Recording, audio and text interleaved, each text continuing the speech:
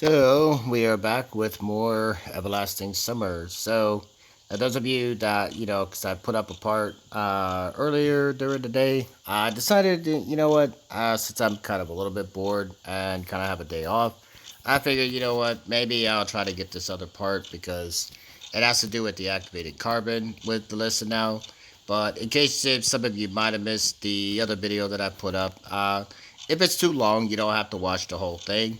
You could just watch parts that you want to see, or even if you've already, seen it, things of that nature.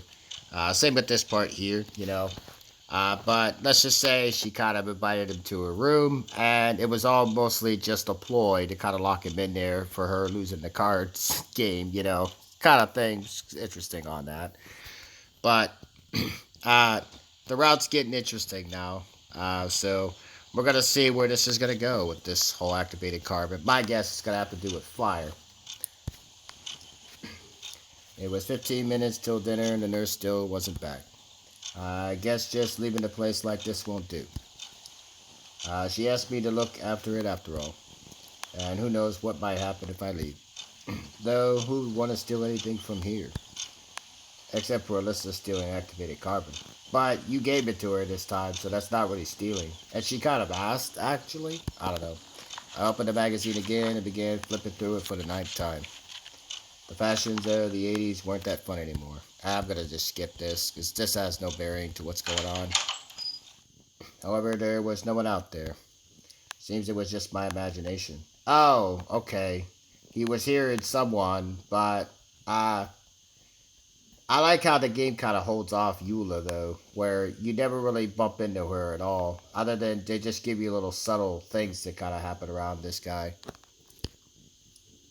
But no, it wasn't your imagination. I returned inside and instantly noticed that something had changed in the infirmary. To be precise, an apple had appeared on the table. But where from? Yeah, Eula put it there. Fruits can't just materialize from thin air by themselves, can they? Obviously not. Although, in her case, maybe. Though in this camp, anything is possible. No, apples don't appear out of nowhere. Chances are someone just brought it here. Yeah? Maybe Lena wanted to thank me. She would have came around if that was the case, given that she's all shy and... But wait, how could she just slip past me like that? Well, Lena is kind of quiet type a little bit. She is introverted, but in this case, no. This was someone else clearly you have not run into yet. They'll be coming in time, though. Lena wouldn't climb through the window after all. Well, you did to kind of get out from Alyssa's room from hiding, so Olga didn't see you. So there must be something else. I was suddenly overwhelmed by fear. What if the apple was poisoned? Though, why would someone complicate things when I'm here totally helpless and can be killed way more easily? Or it might be the apple which Eve tasted in the Garden of Eden. My goodness. In that case, I certainly shouldn't eat it. I'm pretty sure it's just harmless, but who knows. The same second my stomach reminded me it was there by rumbling traitorously. However, it would take time to close the infirmary to reach the canteen to get food. My stomach is about to eat itself. There is nothing wrong, I guess. Once again, I try to remember if this apple was here before. It wasn't. In the end, it must have appeared from somewhere. Maybe it got here through the window. The shutter was slightly open. Wow, someone brought it through the window, so someone must have reached in and put it here. Nothing serious, however.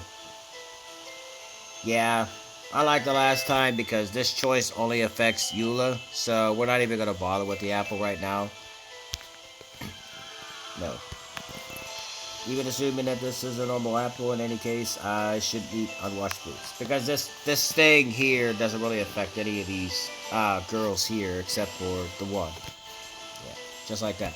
Although, Miku does have a part to play in it, though. You do have to not eat the apple when you are going after her, though. Yeah. But for everybody else, it doesn't really matter whether you eat it or not. Found a reason for my fear, put the apple away. It was time to go for dinner. So I'm gonna skip this. No sign of him. Don't worry, we'll find him. Okay, so yeah, I'm just gonna skip past this a little bit. Pioneers crowded in the doorway. I quickened my pace, trying not to be the last one in the line, at least for today. and I was lucky. And the far corner was an absolutely empty table. Tonight's dinner consisted of fruit soup and a pair of buns. This set surprised me at first, but the taste was actually nice. I need. Nina, let's go here. Look, 3 free chairs. Nina and Miku stood in front of me. Are these taken? Wondered Lena. No, take a seat. Of course, I wish she were alone. Thank you. Again, always putting off Miku. Not really sure what that is. Like, it's kind of funny on that. It's like, does he got a bad vibe about her, even if he's not on a route with her? That's funny, though. I'm pretty sure he's talking about Lena if she was alone. I don't know. Oh boy. As soon as Lena said that, Xenia jumped out from behind her back. I'll sit here. There are no places left. She said, putting the tray on the table and sitting down, not even waiting for my answer. Why would she? Shit, I guess up at home. I muttered sorrowfully. What? Look at that. Nothing. To tell the truth, I wanted to reduce the whole company to just Lena, though neither Miki nor Xenia were causing much trouble. So, I'm guessing he doesn't take too well with girls with attitude, I'm gonna guess. But Miku hasn't really shown that side of her, though. Although, this Miku in this game isn't exactly a tsundere, though. So I'm curious what kind of personality she's gonna have in her route, and that in her own route, though. Being that her name in this one is Miku Masha. Not really sure why they gave her a name like that. It's kind of interesting, though. Miku Masha. It's an interesting name.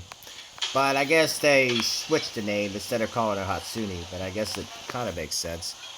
So, obviously, they're not going to give her every single thing about Miku's personality, but they at least give you some, like, they just have a similar drawing, and that's pretty much it. And she does music, so other than those two things, this Miku here is completely different from the Miku in Project Demon. you know. Yeah. Except one was too talkative and the other was too arrogant. But nevertheless, they were absolutely harmless, especially compared to some others I could name. Oh, seems like I forgot my key. Don't worry, take mine. I was surprised when Miku short replied. Do you live together? Of course. Did you know? Together. Our cabin is the rearmost. The farthest from here. The last one. I wouldn't have been surprised if somebody told me that Lena lived with Sloggy. Or with Xenia at worst. Even electronic. Why would she be in with the last name you mentioned? But silent and Shylena and excessively talkative Miku as a pair. I always say, sometimes, opposites attract kind of thing. One person can be quiet, the other person talks. I don't know. Nothing really strange about it, I would say. That's really a surprise. Did you find Shurik? Strange as any is disturbed by someone's problems. No? Surely he is at the village buying cigarettes. I don't take him as the smoking type, but I guess you never know with certain people, right? What village, anyway? You talk about the old cabin, the old camp. What vodka? Look at that. I bet you'd be the one to be the type to probably drink, right? She snorted. Village? At that moment, the conversation got much more interesting. Got a problem with villages? Xenia looked amazed. You mean there's a village nearby? I think so, she said uncertainly. I looked at Lena and Miku, but they were busy with their meals and did not pay attention to our conversation. You mean you don't know exactly? Why should I care? Yeah, you do, because you already said it the previous line. Now you say that this one has no bearing on what you're saying here. That because you already know, it's like because he's asking. Let me just shut off that conversation. Xenia stared at her dish. My goodness. But there must be something nearby. Listen. Listening. I don't know. Will you let me eat? Seems like I won't get anything from her. Though there is a chance that she really doesn't know. No, she does. She just doesn't feel like telling you. The remaining time was spent listening to Miku talk about some nonsense. I was just going slowly mad in silence. I'm guessing it's because Miku talks kind of fast. Maybe that's why he's not used to being around her or something. I don't know. Obviously, the first thing I did after getting out after that was inhale a great breath of fresh air. But I would say there's more to it than that because he always acts a little bit more bizarre around her than he does any of the other girls, I would say. The sun was setting. I decided to take a walk. It's highly unlikely that I would find anything more exciting to do for the rest of the evening. That way, something interesting could arise quite unexpectedly. And I should really just be forwarding this because really has nothing to do here. Why are you standing there? Let's go see what happened. Can't you ever manage without me? I begged her pitifully. It shouldn't be anything serious, I hope. When we came to the square, there was already a crowd of pioneers. Oga vigorously pushed through the crowd and approached the crime scene. Obviously, someone had tried to blow up Genda, but the attackers failed. The monument was still standing upright. Oh, so we didn't actually go with her. That little girl. Man. So they kind of just left us out of the scene. I feel a little bit betrayed. I was kind of curious what was going to happen with that. But I guess because we only kind of handed it to her, I'm guessing that's just to get us a point. Damn. Still, you could have gave me something with that, man. There were only dim ash traces on the pedestal. So she tried to blow up the Genda statue. That's kind of funny, though. Well, who did this? Oh my goodness. She looked over at the crowd of pioneers. Surely it wasn't done by an organized terrorist organization. These guys all came here just to look at what happened. I noticed Oyana and Alisa in the crowd. Go figure. And it looks like our camp leader noticed them too. You two, come here. They approached reluctantly. Why always me? If you think so. Show me your hand, Tibetchkai. What's wrong with them? I looked closer and saw that they were smeared with black. Now it's clear. What did you make a bomb with? The junior terrorist seemed to hesitate over whether or not to confess, but then blurted out proudly. Activated carbon. Sapeta and sulfur. Why exactly the monument? What did this honored man ever do to you? The fighter of the rights of... Besides, he gave me activated carbon. You ratted me out? Come on now. How you gonna throw me under the bus? Oh, because what happened back there, I'm guessing this is her way of paying back. Boy, you really are slick. I gotta say with her. She pointed at me with her finger. The whole square stared at me. My goodness. Thoughts about the pointlessness of this act due to the small bomb size left me at that very moment. Boy, oh boy. I always say, do unto others as you want them to do unto you kind of thing, right? Not much of a religious person, but there is some truth to the whole, eye for an eye kind of thing, a little bit.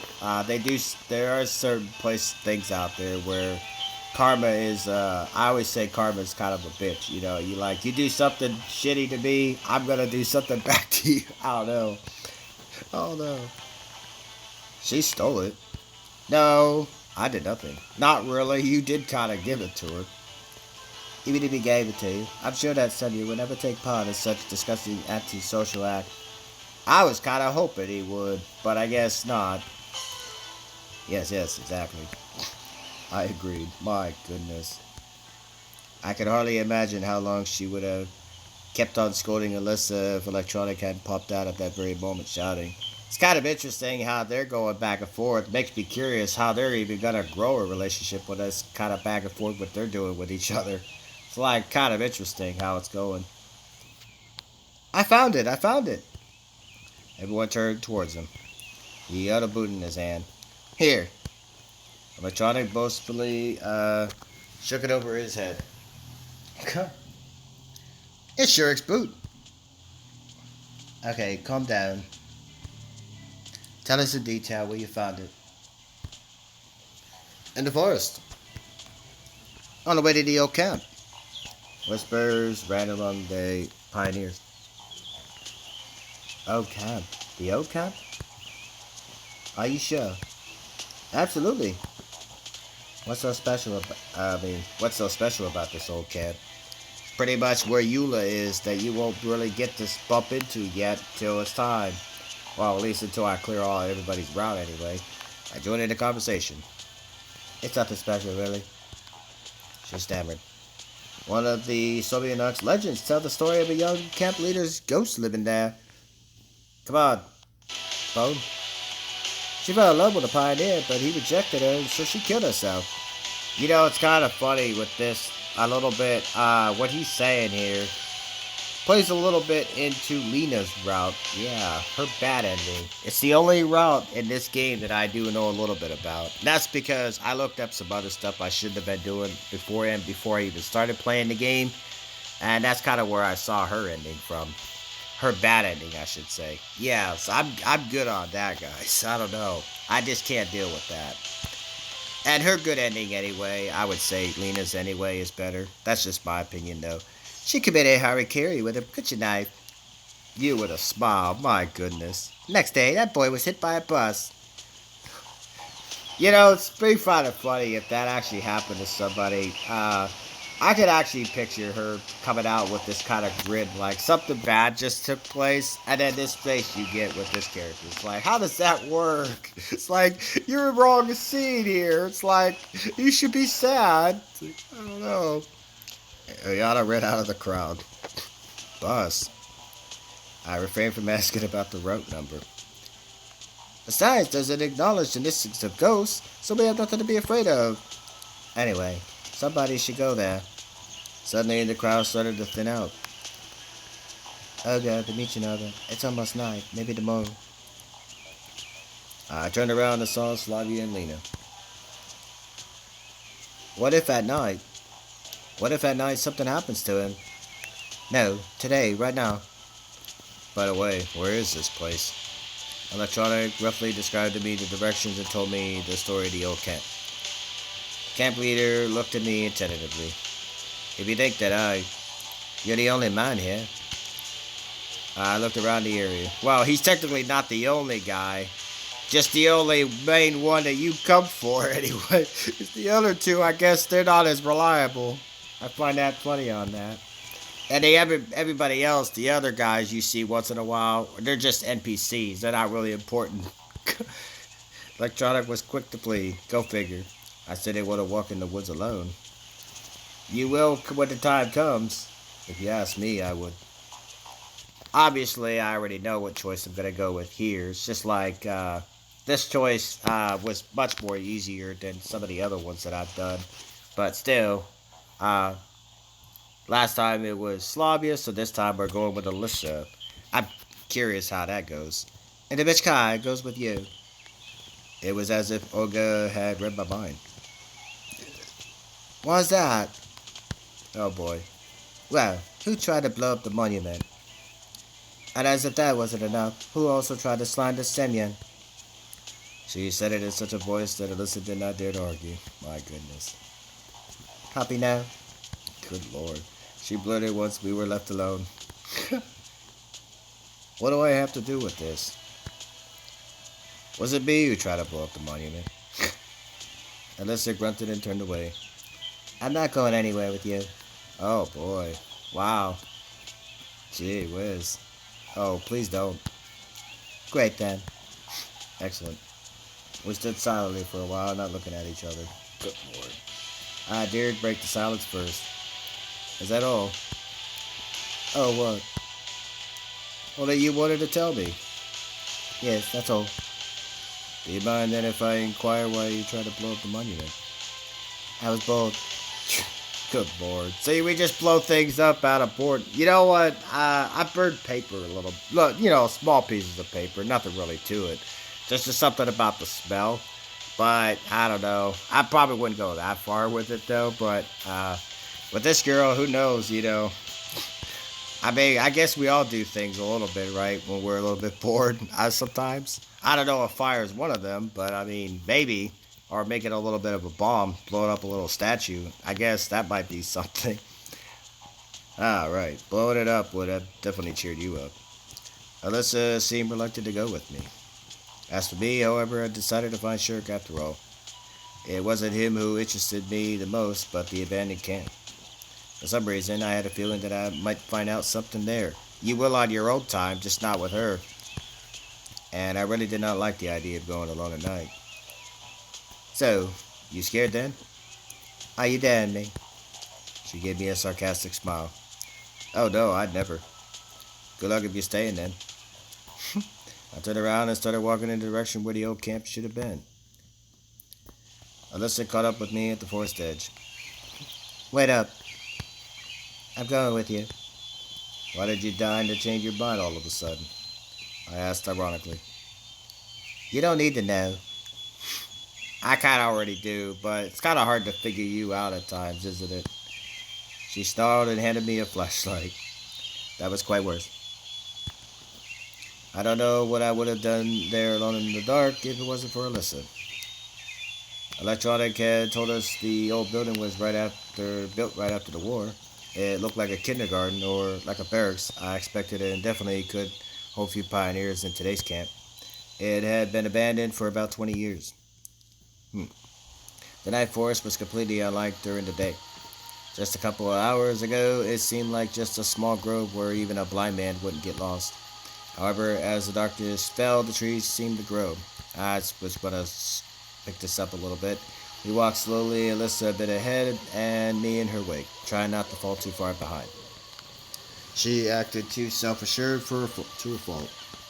Absolutely not like me. Every rustle of bushes nearby or hoot of an owl overhead made me cringe and look around timidly.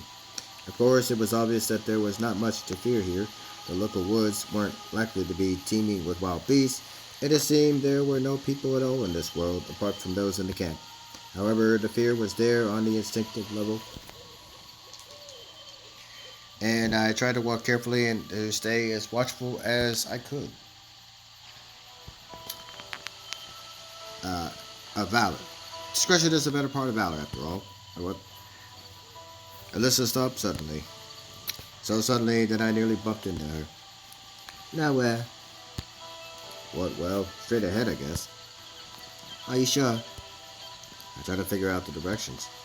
Looks like we were going the right way. Or at least the way suggested by Shurik, electronic. However, without a map, without a GPS or GLONASS navigation, I wasn't even sure that we were still on the same planet, wherever it was. We haven't taken any turns. We've been walking straight forward all the time, just as electronics said. Then why haven't we made it to the old camp yet? How should I know? This is rude way of talking was getting on my nerves. Are we already lost? Why would you say that? We are barely a kilometer away from the camp. So what? She looked visibly sadder. So nothing. If you don't like it, you can go back. Alisa eyed me disappointingly for a while, and then her face changed sharply. Well, I will then. Good lord. So they turned around and started marching briskly back towards the camp. Good luck there. Something tells me she's gonna come back. I shouted as she was going. However, Alisa may be right, and we are in fact lost. In which case, it's not a good idea to stay here alone. The cool night breeze blew stronger, and I shivered. But going after her would mean losing face, even worse, admitting she's right. No, I'm not ready to accept that. I could have probably spent until morning arguing with myself about this if it weren't for Alisa's scream. My legs carried me on their own towards where she went. About 20 meters on, I nearly fell into a hole, just managing to jump over it at the last moment. Oh boy. As for Alisa, it looked like she had not managed to. I was about to point the flashlight into the darkness when I realized that she had taken it with her. Oh boy. Well, that had to be expected. Are you alive? Yeah? A muffled voice sounded from below. Did you break anything? Hell if I know, idiot. Lord. A light flickered in the hole. I stepped closer and bent to examine how deep it was. The crumbling hole went about 3 meters into the depths, but it was pitch black below. Help me get out. Alisa yelled angrily. And how do you manage I should do that?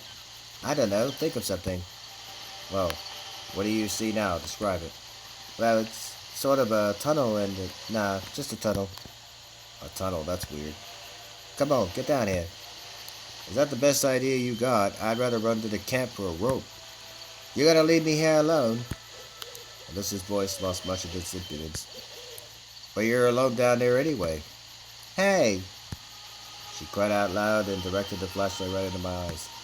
Well, don't panic. Trolls aren't going to eat you there. I'll be back in a flash. Trolls. Alisa was screaming herself into a fit from down below, but I couldn't make out the words. Oh boy. However, I only managed to take a few steps before the ground yielded under my feet. Before I knew it, I was tumbling down. Oh boy. Good lord. I'm guessing you fell into another part, right? I grabbed a thin root that somehow slowed down my fall, but it snapped under my weight and went flying down with me. Oh boy.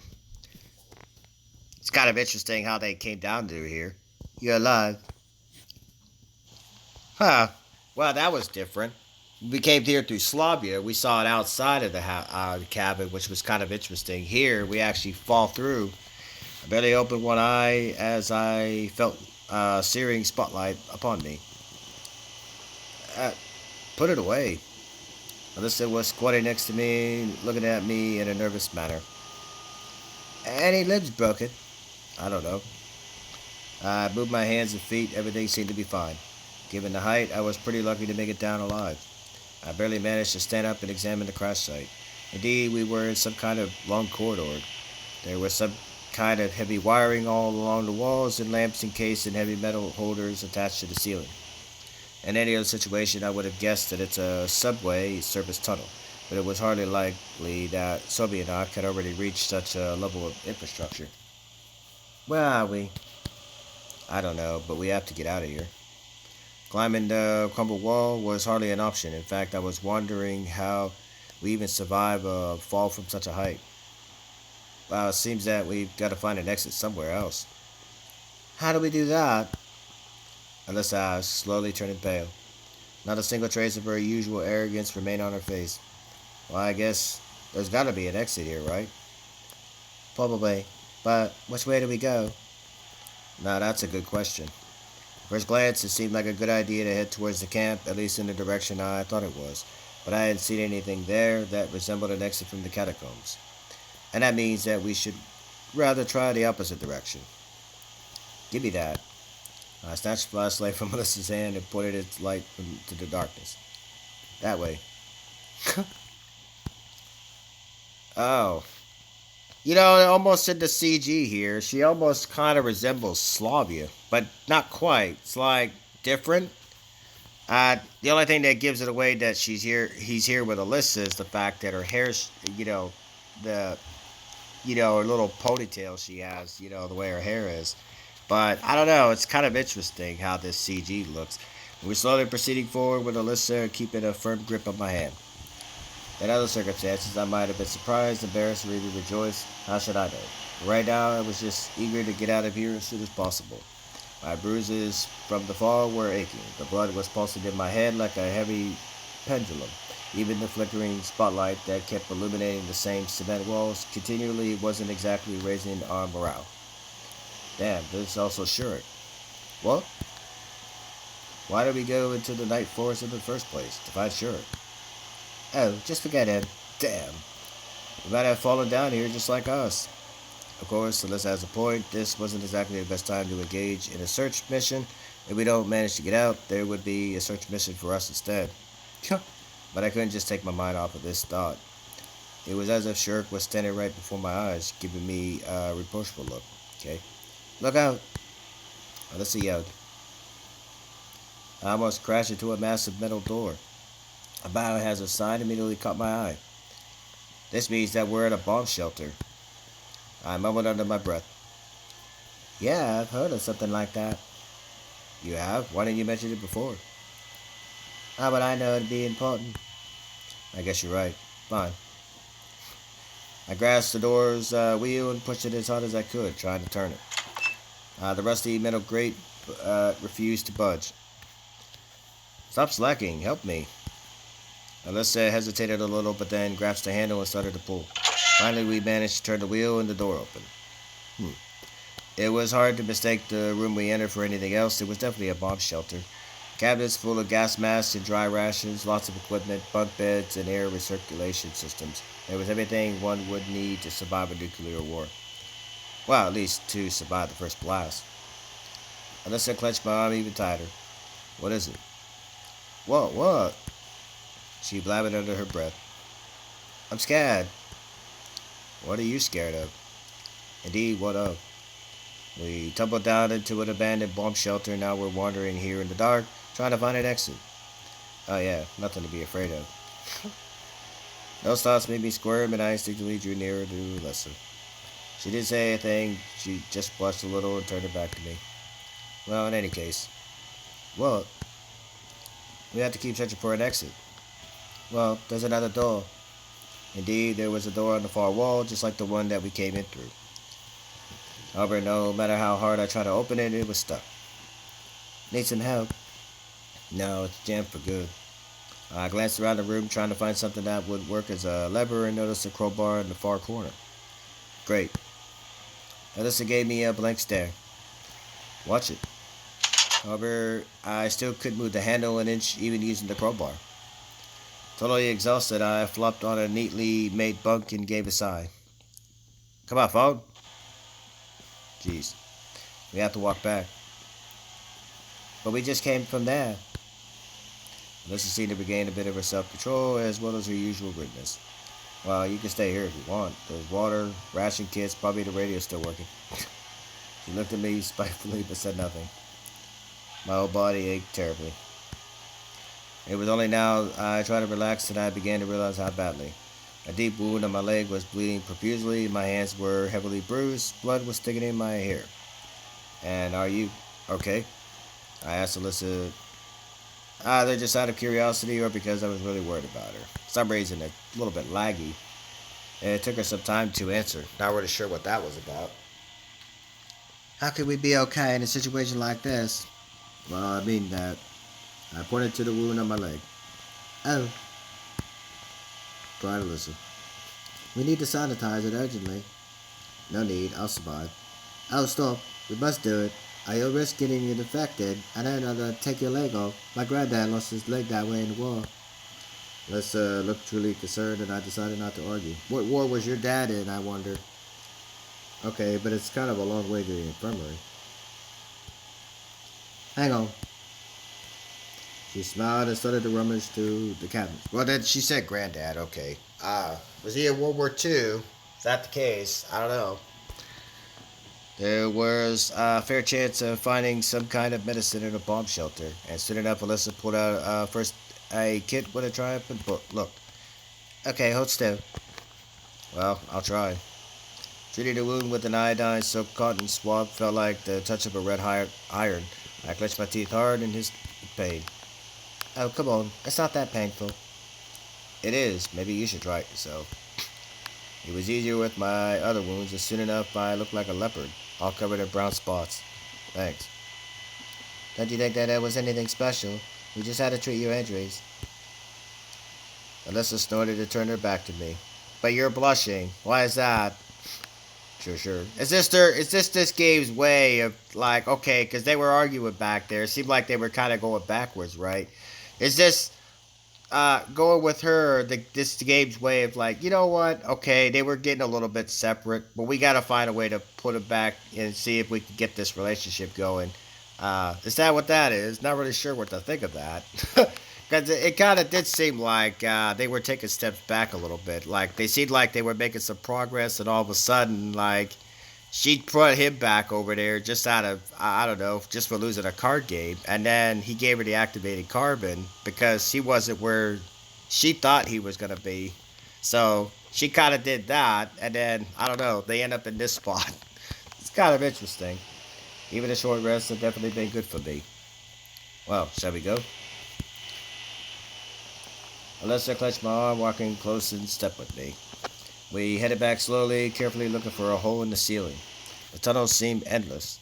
We couldn't find a place where we fell down, not after 5, not even 10 minutes. Are we lost? Alyssa asked sadly. It might be possible to get lost in the forest.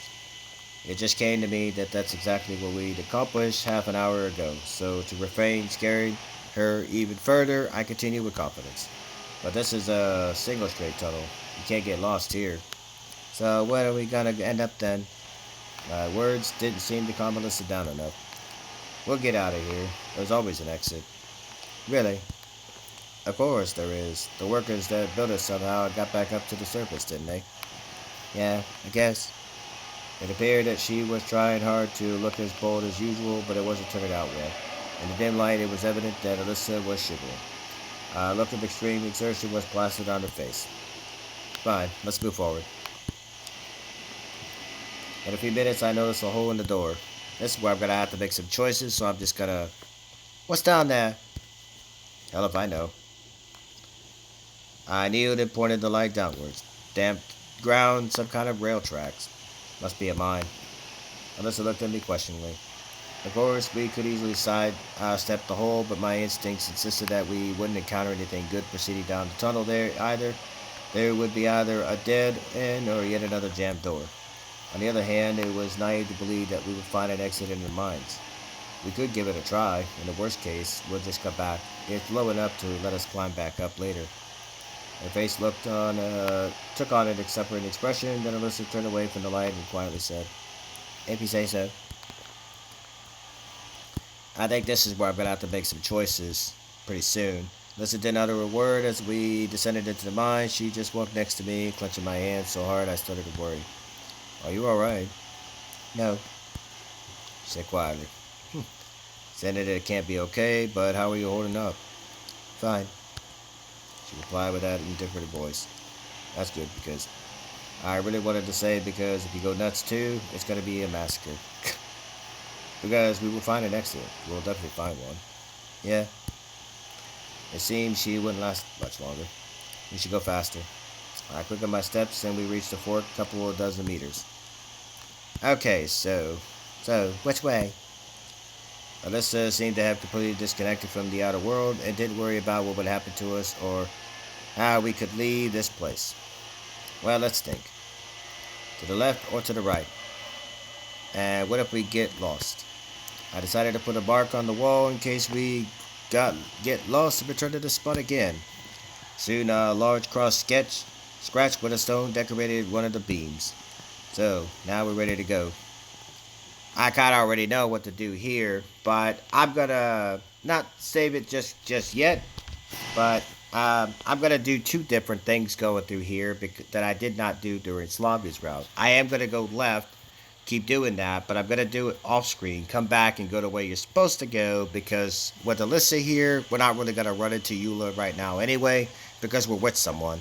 So this isn't really gonna play out too much, but I'm going to do it anyway just to get it out of the way, because I am going to need this to be unlocked once I get to Eula's route. So bear with me and I'll be right back in a moment. Okay, so I am back. I just did a few things, so we're actually going to the place that we need to go. There you go. Here's something. You think so? Alyssa looked a little refreshed. Sure. Frankly speaking, I really wasn't sure that there would be an exit behind this door. But it wasn't like we had any choice anyway. I pulled the handle. We found ourselves in some kind of room that resembled either a boiler room or a utility room under the bomb shelter. Empty bottles, cigarette butts, and other bits of debris littered the floor. That proves that there is an exit from these caves. I scanned the room with the flashlight, and in the furthest corner I saw. Yep, there he is. Shurik, doubled up and trembling all over. Shurik! Who is that? He stammered. Sure, we've been looking for you all night, and you're just sitting here? Get up. I'm not going anywhere. He started quietly, but with every word his voice gained strength until he was shouting at the top of his lungs. No, I won't go anywhere with you. You don't exist. You aren't here anyway. It's a hallucination. It's unscientific. Yeah, unscientific. I'm pretty sure he's talking about Eula. What do you mean by you aren't here? Here we are. We came searching for you. Alyssa had remained silent until now, but then she let go of my hand and took a few steps towards Shurik. What are you doing? I asked quietly. She hesitated for a moment, but proceeded as if not hearing me. Oh boy. Finally, having come close to the lost pioneer, Alyssa fetched him a scathing slap across the face. Oh my goodness. Bam! You, we nearly died while searching for you. That damned woods at night. That bomb shelter. These freaking mines. I've won massive bruises thanks to you. And you're what? You're just hanging out. Drinking booze and sinking pink spiders, you bastard. Oh my goodness. Jeez.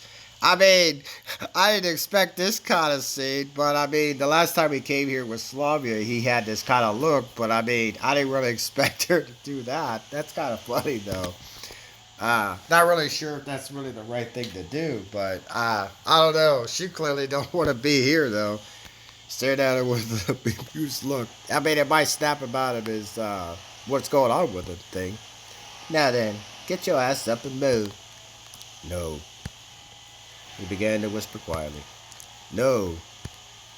Somewhere deep inside me, on the very edge of my wariness, I got a feeling that something really bad was going to happen now. It happened. A premonition, intuition, or just an analyst of the situation. From the way Shirk was sitting, or the expression on his face hinted at his following actions. Oh no! Probably all of that together, I rushed to Alisa, the light furiously jumping all over the room and highlighting Shurik's face for a second, twisted with madness. My goodness, this face is more creepy than the one that Alisa just did. Good lord, who see that? He was winning a metal rod. If I had been a moment too late, he would have definitely have smashed Alyssa's head in with it. Probably. Look at that. But I made it. Lord. Gee whiz. Everything was like a dream. The distant shout of a girl, a hollow thud, the flashlight going out in the eerie silence except for the heavy breathing of Shurik. Took me a while to come to my senses. Boy, oh boy. What are you doing, you jerk? I checked my arm and it felt okay. The blow landed on the flashlight. Good lord. So now we were in complete darkness.